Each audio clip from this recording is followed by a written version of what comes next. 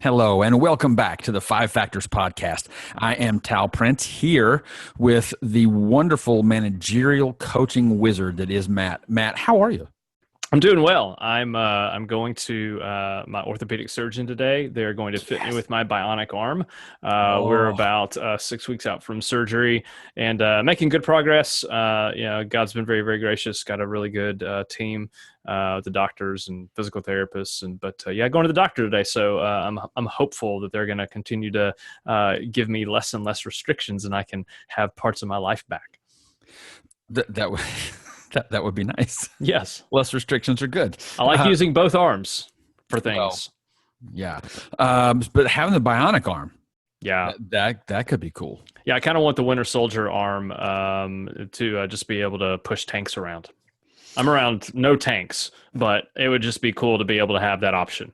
If one showed up, Yes. you would be able to push it around. If the Koreans attacked, Wolverine, by the way, if the Koreans attack, then I'm ready.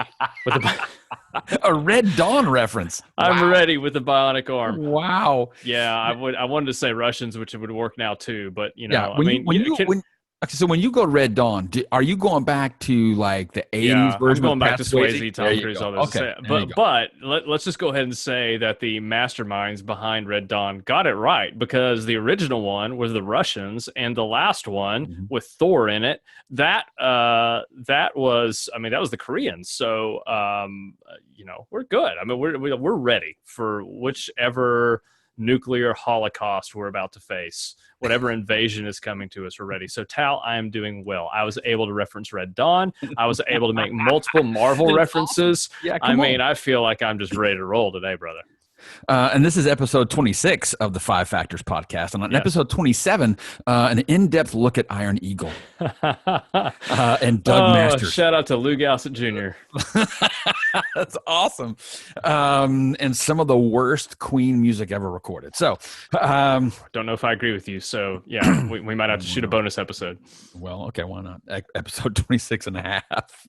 All right. This is way too much jocularity for our topic today. That is true. Because today what we're going to be talking about is how do healthy churches respond to sexual abuse. We've had some sexual abuse scandals. I don't know if you're paying attention to the news, but we've had a lot of talk about sexual scandal in the professional world and also in ministry world. No one is exempt at this point, and so we're really wanting to focus in and drive this conversation into how do we do this well.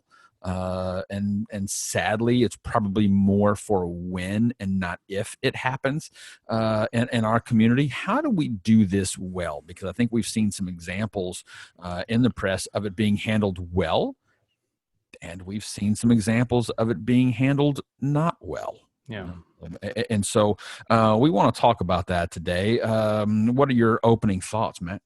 Well, I think just to help us dial in, I mean, we're not just trying to grab news off of the headlines. We're not just trying to pass along hot takes. We're really not interested in that. I mean, we're going to be talking about some things that have been, this has been going on for long time, y'all, and but there are just some bits of things in the recent weeks and months that really bring this to the surface. But for us in this podcast, we're basically trying to help you as a leader focus in on these different areas of your own personal development that you need to focus on if you want to lead well. And so really, I think for this is a conversation about relational health, not only the breakdown that happens between somebody who is abused and their abuser, but how the entire ecosystem of a church operates when it comes to the relationships that are involved when this happens, because we're seeing it get wrong a lot. We're seeing people be mistreated in the process, and we don't want to do that. So if you want to lead well, if you want to not just lead your family, and that's a part of that, but we probably won't really talk about that today. We're really talking about the impact of the way that the church as an organization does a good job of responding, to sexual abuse, and at least allegations of sexual abuse. Yeah, and we both read a really thoughtful and well-written article by Abby Perry. We're going to post that in the show notes for you to really kind of compare and contrast, recent scandals that have come out. One is from what we would call probably the more secular world of entertainment. Dan Harmon, the creator of Community, and an issue that went down there, and then one with a pastor, a mega church pastor out of Memphis. You may have heard of Andy Savage, the teaching pastor at High Point Church in Memphis, and what all went on there. So two radically different approaches, and we're going to talk about that. And this is something that I've been doing for years. I have consulted with churches when these scandals hit, and tried to help walk them through a strategy to deal with this in a far more effective way than most end up choosing to do, sadly. So let's I don't want to miss that point, Tal, that this isn't just a couple of guys who have some opinions. I mean, this is your experience, your training from a therapy standpoint, trying to bring some of the things that I think that in my own experience pastorally, but then some of the system structure stuff that I bring to the table, and just trying to, again, help you as the listener figure this out. Because, I mean, we're talking about the situation that happened in Memphis.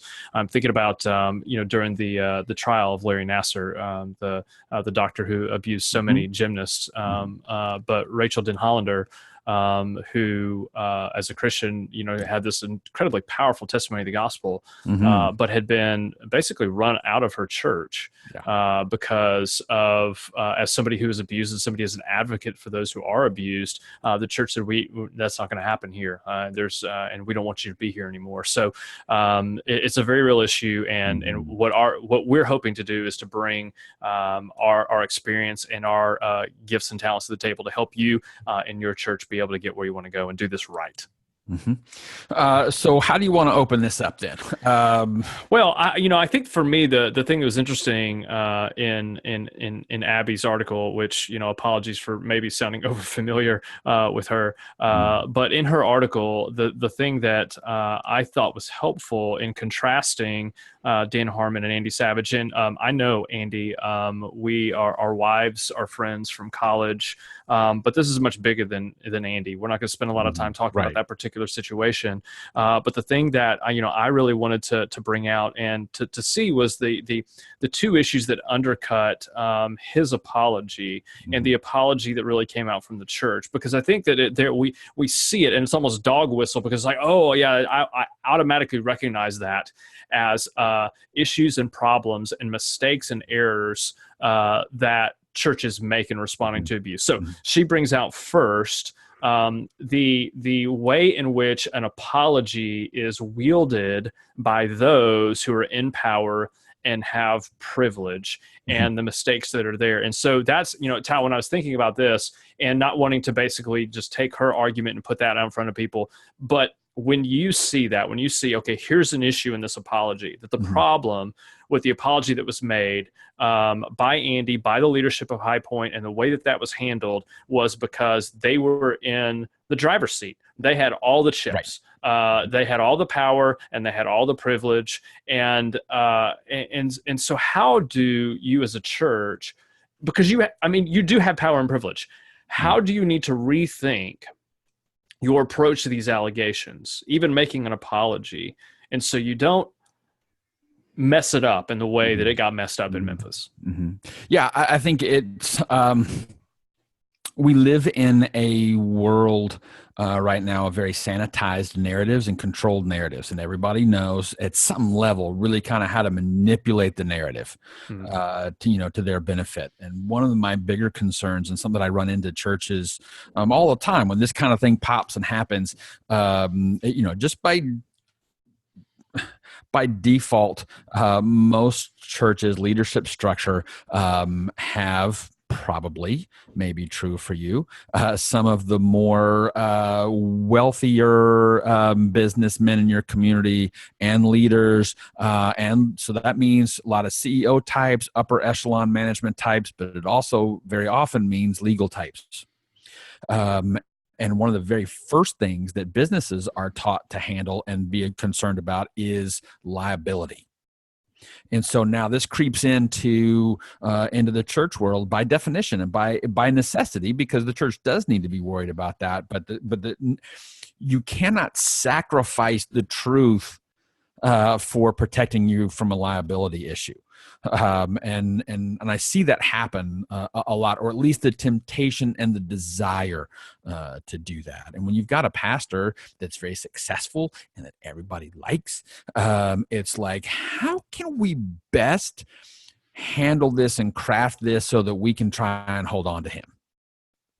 And try and keep them in power, because it is very often all about power. So what starts to happen? The victim gets minimized. Their narrative of what happened. You'll see very clever statements like this come out. While some of what is being alleged against me is true, not all of it is true. Well, we don't know that, but that's kind of the automatic statement that comes out, and that puts doubt in everybody's mind. And then there's a lot of minimization. There's, you can see it. I mean, if you, and again, this is not about Andy, but in Andy's statement, I mean, the minimization was epic.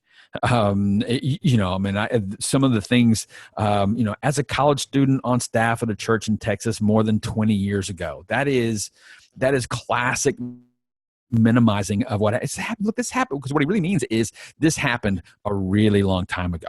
Yeah. I regretfully had a sexual incident with a female high school senior. So listen, I was a college student. She was a high school senior. So we were really close in age.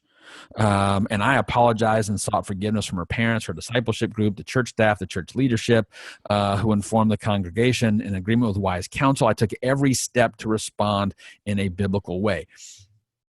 I don't think that's really true. If you read her statements, it was minimized and dropped down to made it seem like they were kissing, and that was not the issue at all. And it takes away from the egregious abuse of power of a youth minister over a student in that youth ministry.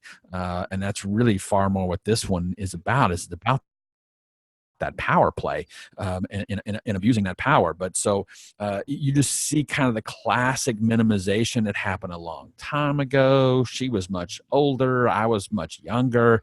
It was an incident. No, it's an assault. By every definition, this is an assault, but it's an incident. So you just see how we craft and minimize and are unwilling to really own what really happened.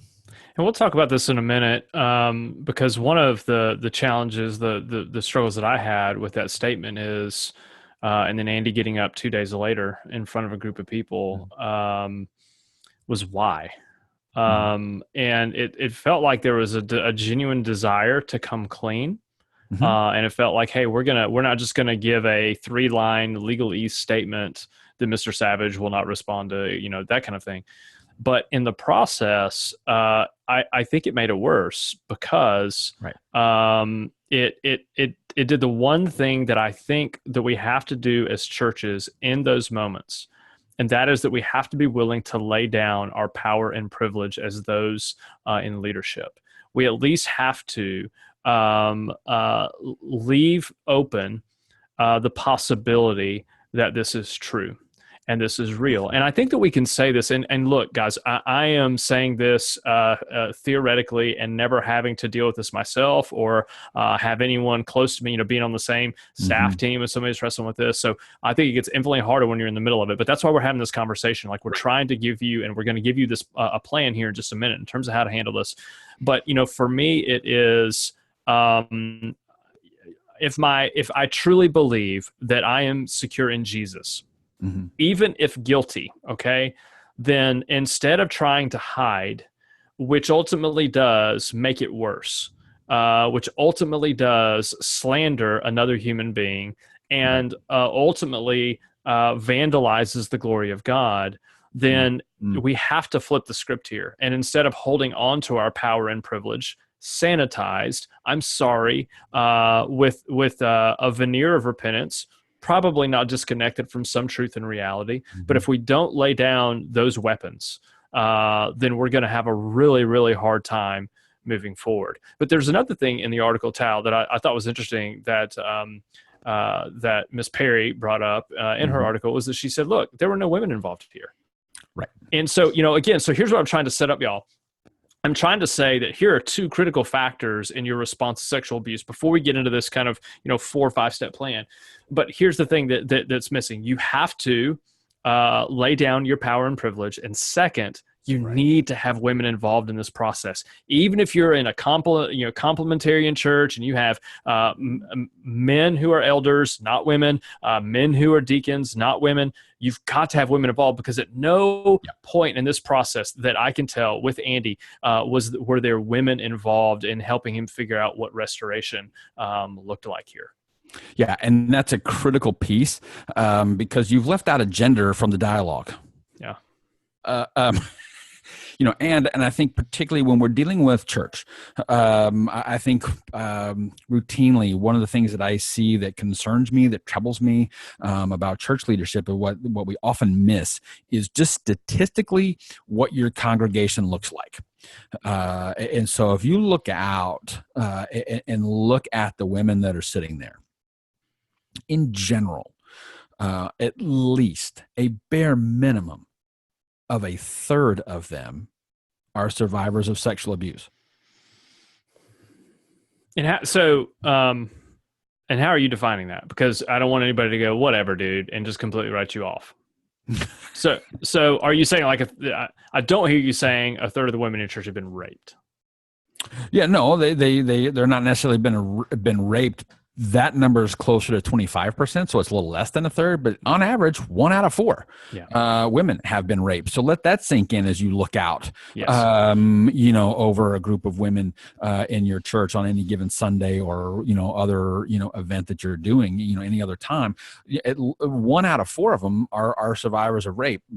Deal with that, but 1 out of 3 of them have been sexually abused. That means they've been that may be they've been raped, but it's typically they've been inappropriately touched, they've been inappropriately coerced, they've been it can, the definition of sexual abuse can drop all the way down to and I've got clients that have done this, like a worship leader who would show porn to other women or minors. It's that's sexual abuse. You're altering somebody's sexuality without their consent, without their approval of that. So Right. 1 out of 3 are sitting there as survivors of sexual abuse, and 1 out of 4 are survivors of rape. More have been harassed. Oh yeah, harassed is, good grief. That's If they are a numbers. woman, it's pretty much they have been. Right. And so how you respond is really critical. Yeah. So that you do not invalidate all of them and their experience and what they have been through and their trauma, and that you don't become an unwitting, participant in repeating that trauma for them. Yeah. And so the minimizing statements, the half truths, the 3/4 truths, those types of things are really, really troubling, and it leads to a lot of volatility that is so easily avoidable. Yeah. Well, and I think part of that too is because I have tried to live this out myself and have tried to help our church live this out. And that is, when you see something, let's assume the best of the other person, but be willing to have the conversation. Right. And so here's what I want to assume when we see churches get this wrong. They're not trying to be duplicitous. I believe that you have a group of men who probably statistically are more empathetic than the general population of men. Mm-hmm. But empathy isn't enough. No. And in the same way that I think, how do we relate to issues of race? I think it's how we relate to issues of gender. Yep. And so as a white man, there are just going to be some things that I'm going to need help with in terms of how I see the world and how I respond through from friends of mine who have color in their skin. Mm-hmm. And the same thing here. And I think that's what's missing. And that's just, one of the things that I do. I mean, I hate it for everybody involved in this situation in Memphis, or period, because I think we just see this consistently, that women really aren't involved in this entire process of how we respond. Mm-hmm. Yeah, it's really, it doesn't take a whole lot. No, we're not asking you to ordain, women elders. We're not asking you to give them power and authority formally within a church. No, and if that's not your polity, no, we're not saying, hey, this is what you need to do. So we're not asking you to go against your theological convictions, your polity convictions, any of that. But to be able to sit and have a conversation of, hey, because I mean, the fact of the matter is you're coming at it from a very specific perspective, Yeah. and so you're going to, by definition, have blind spots in your perspective. So broaden that lens and broaden the amount of feedback that you're going to get from people, as you craft a response. But we're really, at the end of it, we're a little bit ahead of ourselves because we're talking about craft and response, and we haven't gone through, hey, here's kind of how this sets up if you want to do this in a way that's a little safer, more honoring, and more effective. Yeah. So let me do this. Let me kind of give you this just general outline. There's kind of 4 steps in this process, and then we'll come back and talk about them a little bit. It won't be exhaustively. We're actually creating a resource that I think will help you take it from just this overview. But we just want to give you kind of the hooks for you to be able to go. So here it is, 1 through 4. That if you're going to have a healthy response to allegations of misconduct, one that it needs to be it needs to be reported. Somebody is going to come in. You need to do something with the allegation. This needs to get on paper, right? Second, suspension of the person who is accused. Yep. Third, an investigation needs to happen.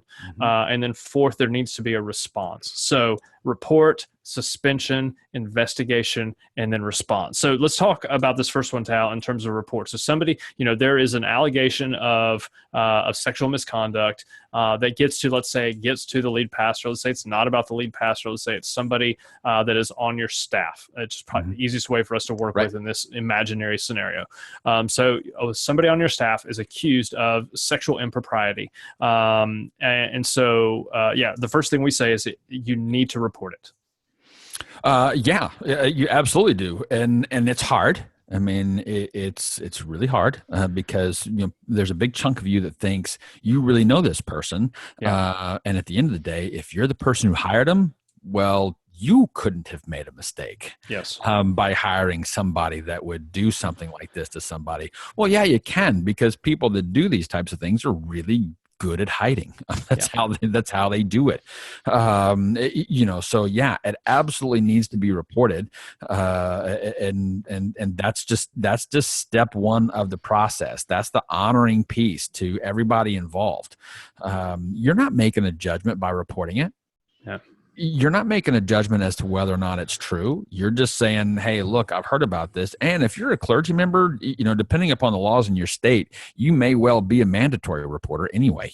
Yeah, talk about that a little bit, because I want to talk about who this needs to be reported to. So this allegation comes in, and what are there just kind of broad general, regardless of where you are, like you are going to have to report this to the legal authorities? Is that minors? Is that how that's laid out? Or, are there other parameters we have to think through in terms of reporting this to the legal authorities, or we don't necessarily have to?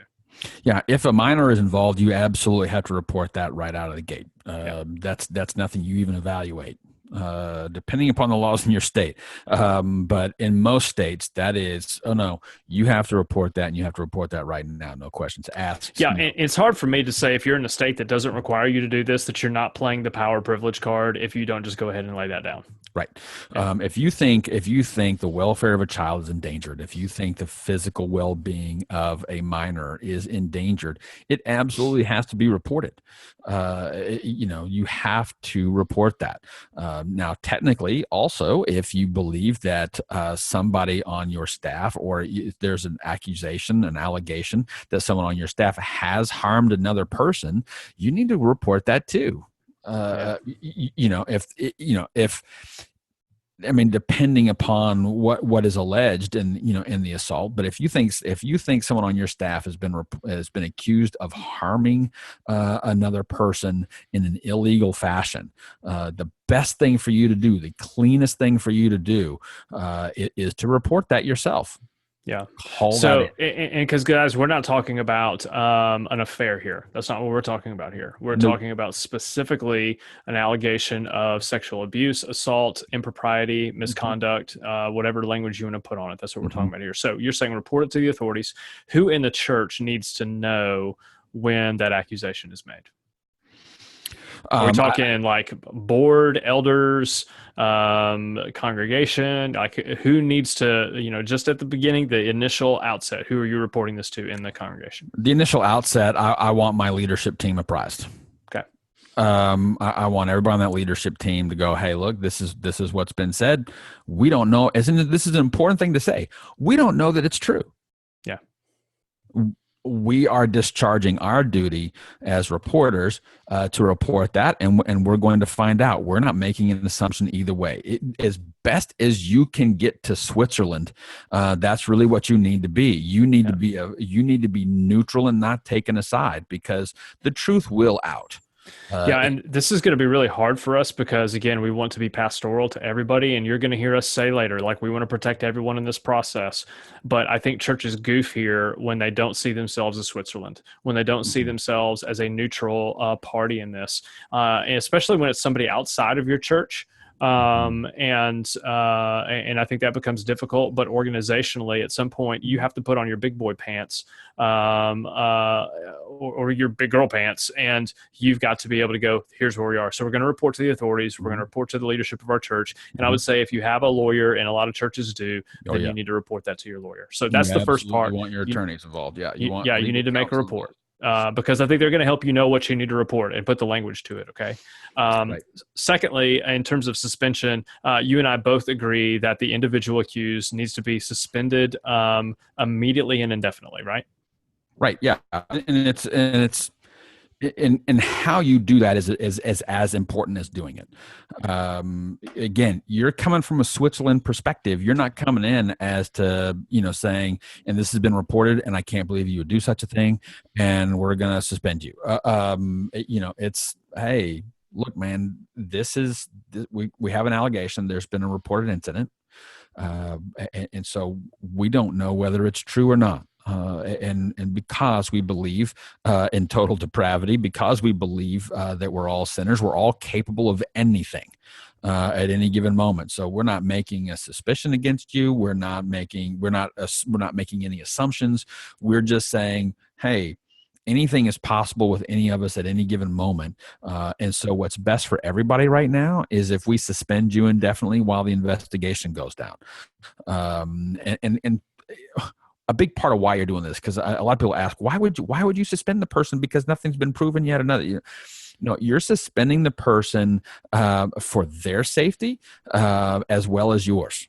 And as well as the victim or the alleged victim in this. You want to keep everybody safe. If you have that person continue on staff, let's say, for the sake of argument, that they are guilty. Guess what they're going to do? They're going to manipulate and spin the narrative, at just unforeseen levels. They're going to come in, they're going to try and manipulate and control everybody.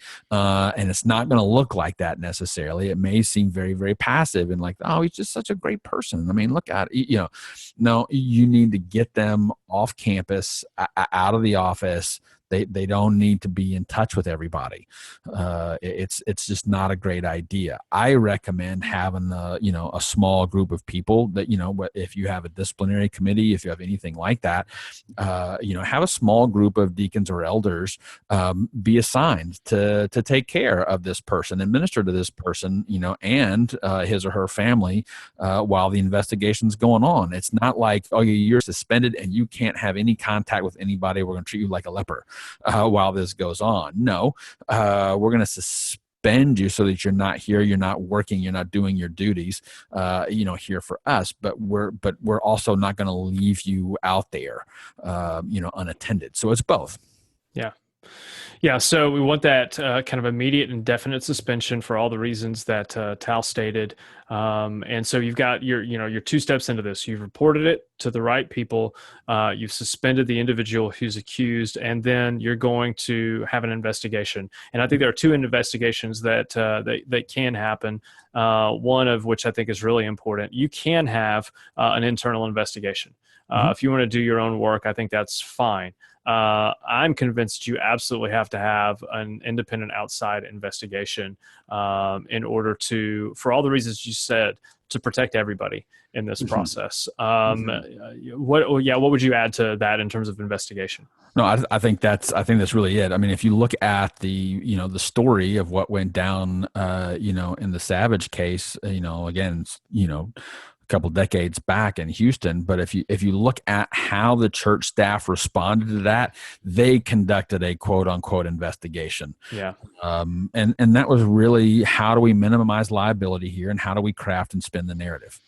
That's not an investigation, and I think the critical piece of doing an investigation and having it be done by an independent outside party is that honors the alleged victim. hmm It's so subtle. It's just so subtle to protect the image of the church, protect the image of the accused. And there's almost a bunker mentality as to, why would this person say this? Why would they make such a charge?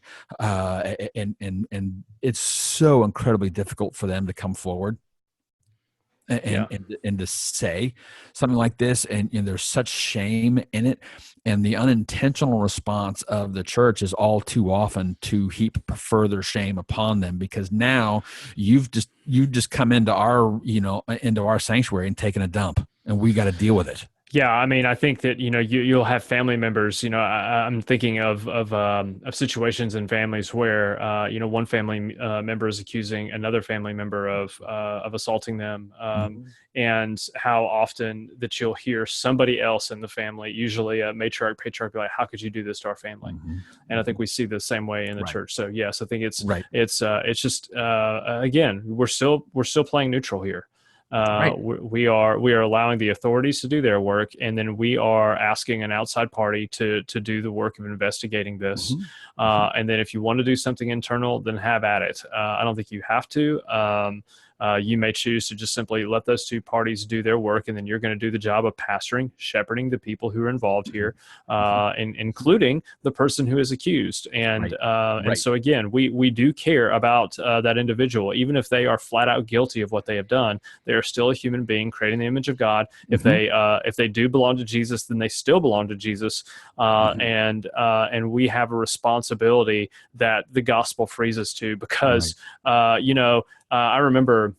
I don't know if I've told you this story before, Tal. When I was in Birmingham, working for our mutual friend Alan Carter, I was probably there maybe like 3 or 4 weeks, and this couple had been coming to our church for maybe like two, and he calls me on a Saturday morning. Said, "Hey, could you come up to the office?" And I said, "Sure." And he said, "Well, so and so's coming up here, and she seems pretty upset, and I just kind of want to do this with you, kind of a Mhm. teaching thing, right?"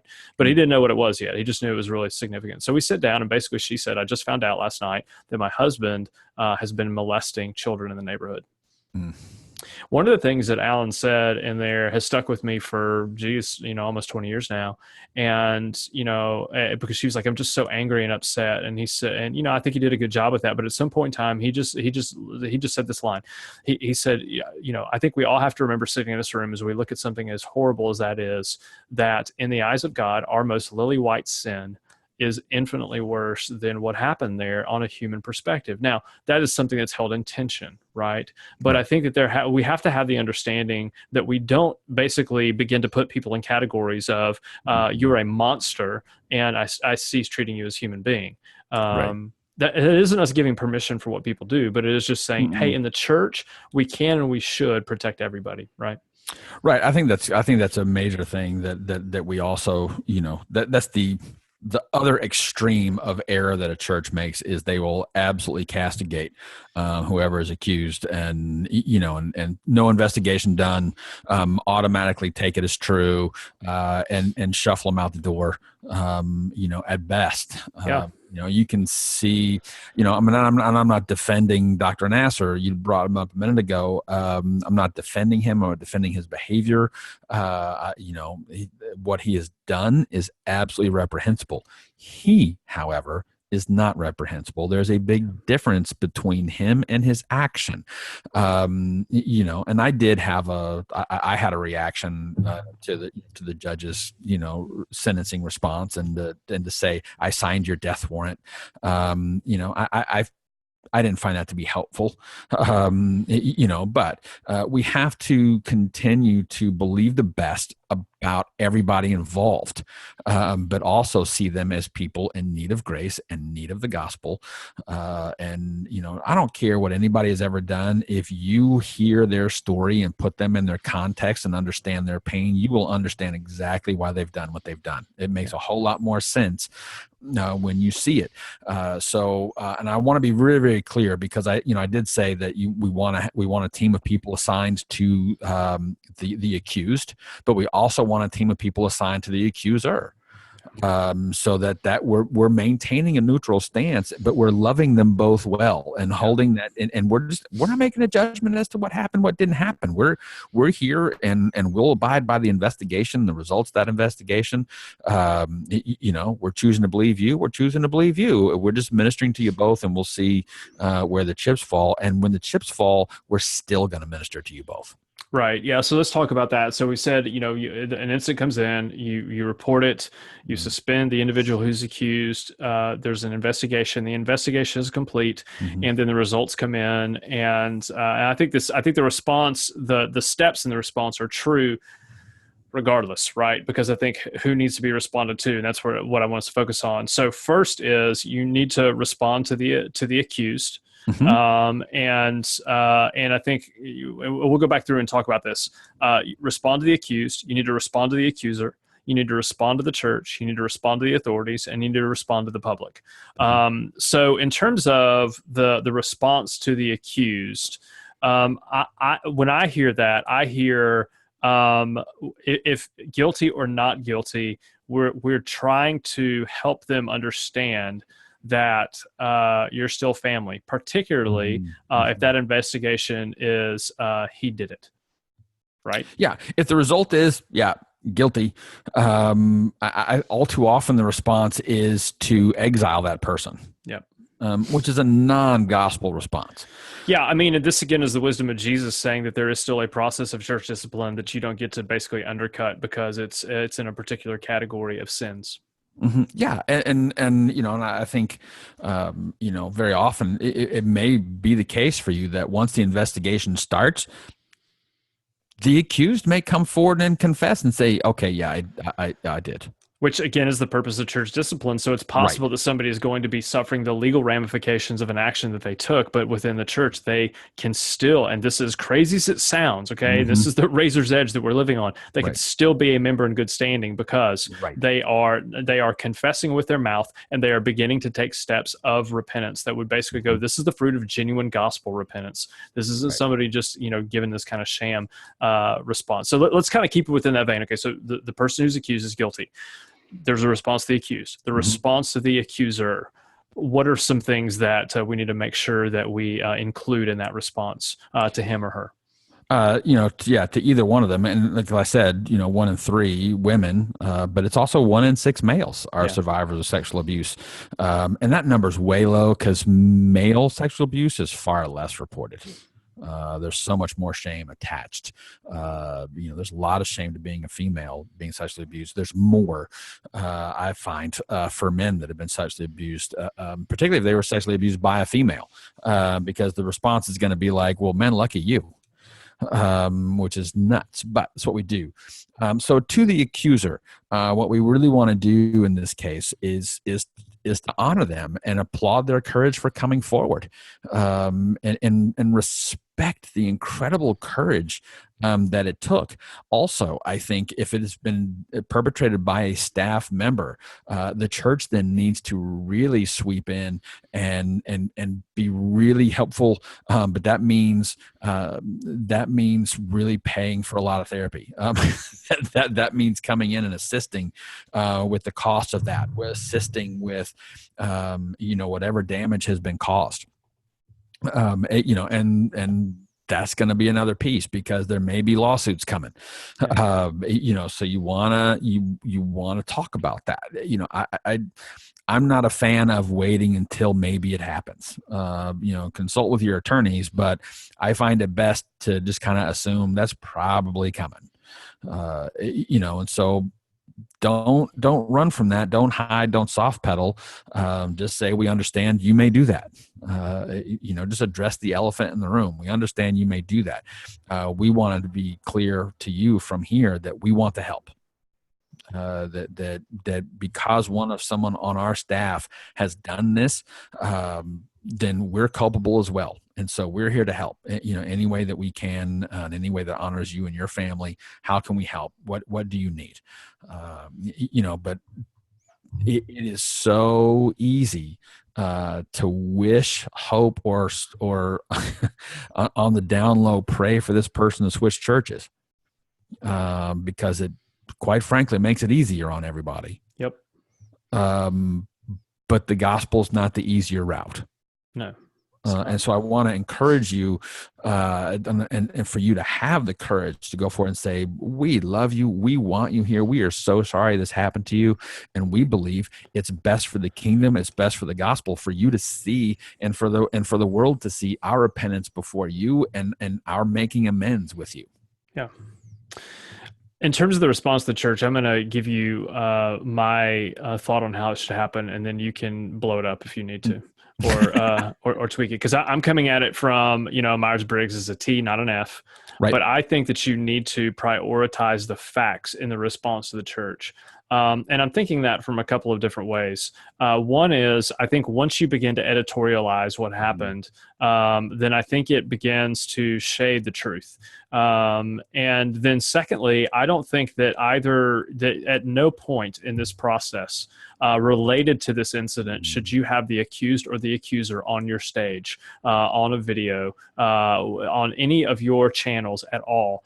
What I am increasingly convinced is that when a church puts any party involved in this up front, that they are doing this for the sake of the church and not for either the sake of the accused or the accuser. You're using those people and their pain to be able to basically go, we're good here, y'all. And you don't give a crap about the people who are actually involved in this incident. Yeah, I agree.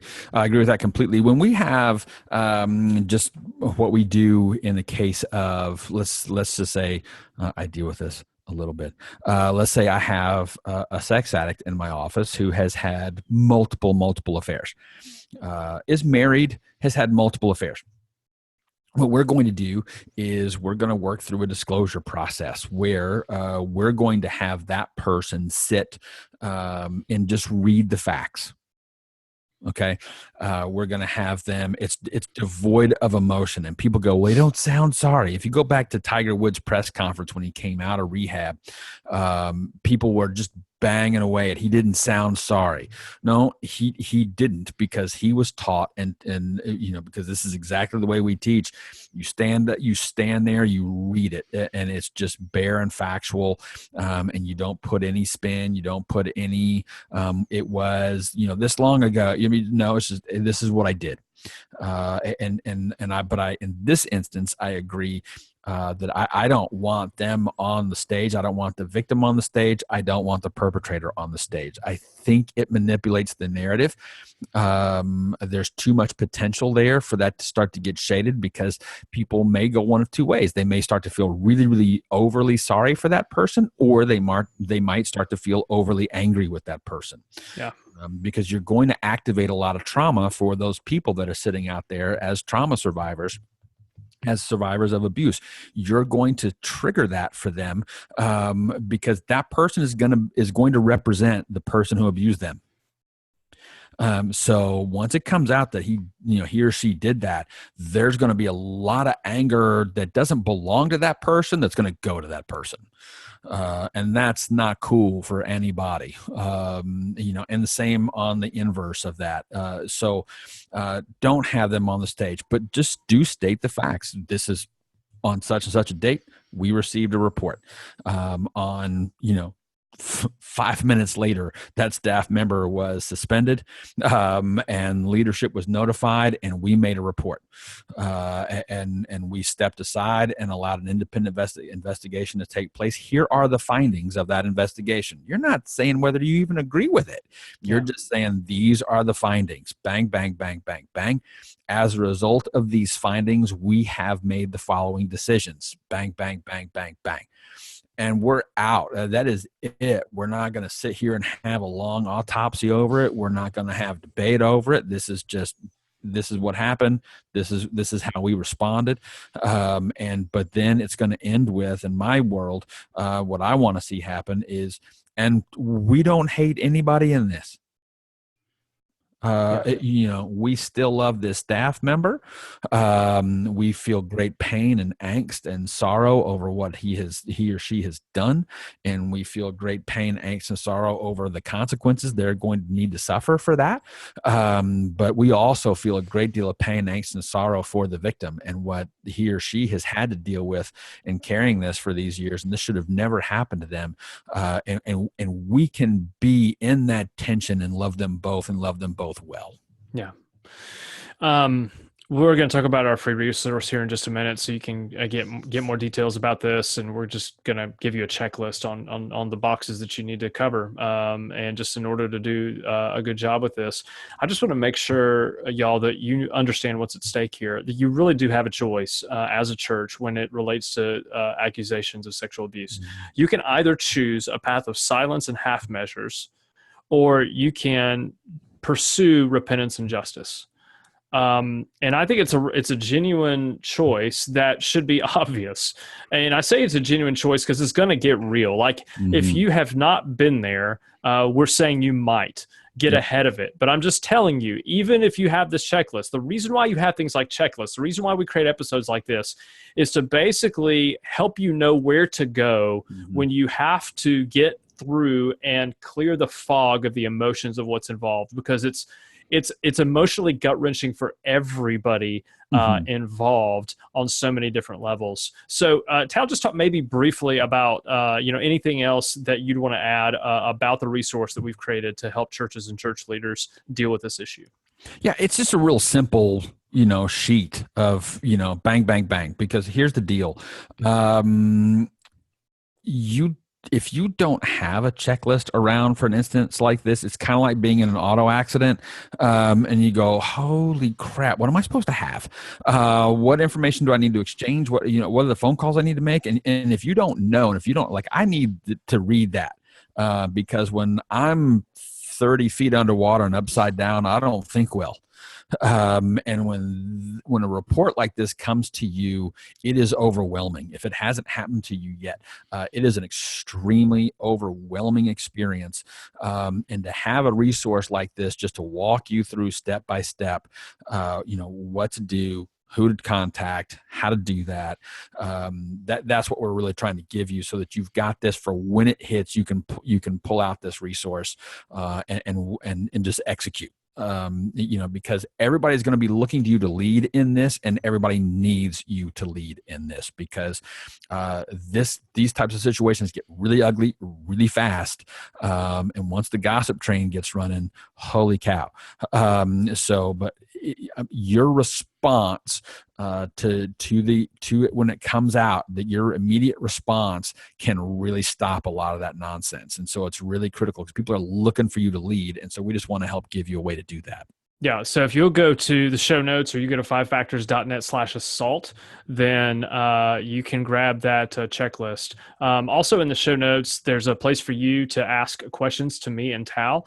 And if you've been listening to this and you have a specific question about an incident that you've had to deal with or you are dealing with, again, we're not legal experts. We will give you the help that we can give you, maybe pointing you in the right direction, or just, again, leaning on our experience to be able to help you take the right next step, either to prepare or to deal with the situations that you're dealing with. I'll say this, that if you've been listening to this episode, the secret that I want to make sure that we get clear here is that we want you to protect everyone and pursue justice. I think that would be the biblical response to accusations of sexual misconduct.